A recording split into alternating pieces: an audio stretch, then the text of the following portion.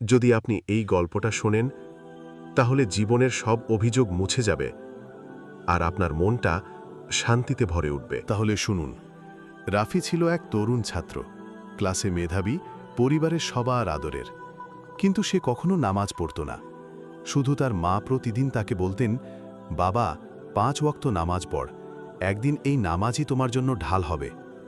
রাফি হেসে উড়িয়ে দিত। একদিন হঠাৎ রাফির শরীরে প্রচণ্ড ব্যথা শুরু হয়। হাসপাতালে নেওয়া হলে ডাক্তার বলে, অবস্থা জটিল, 10 মিনিটের মধ্যে অপারেশন না করলে হার্ট বন্ধ হয়ে যেতে পারে। হাসপাতালে যাওয়ার সময় গাড়িতে সে চোখ বন্ধ করে। মনে পড়ে মায়ের সেই কথা। চোখের পানি চলে আসে। গাড়ির ভেতরেই সে বলল, হে আল্লাহ, আমি জীবনে 1 ওয়াক্ত নামাজ পড়িনি, কিন্তু এখন যদি তুমি আমাকে বাঁচাও, আমি কখনো আর নামাজ ছাড়ব না।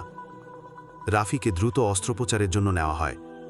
ডাক্তার বলেন, আল্লাহর কসম, মাত্র 5 মিনিট দেরি হলে ছেলেটাকে আর বাঁচানো যেত না। রাফি বেঁচে যায়। হাসপাতালের বিছানায় শুয়ে থাকা রাফি কাঁদতে কাঁদতে প্রথম নামাজ আদায় করে। হাসপাতালের পোশাকে, দুর্বল শরীরে, কিন্তু এক গর্বিত হৃদয়। আজ রাফি একজন ইসলামিক দায়ী। তার বক্তৃতায় সে বলে, আমি বেঁচে আছি কারণ মৃত্যুর মুখে পড়ে আমি আল্লাহকে ডেকেছিলাম আর তিনি দয়া করেছেন। কিন্তু সবাই সে সুযোগ পাবে না। আল্লাহ শেষ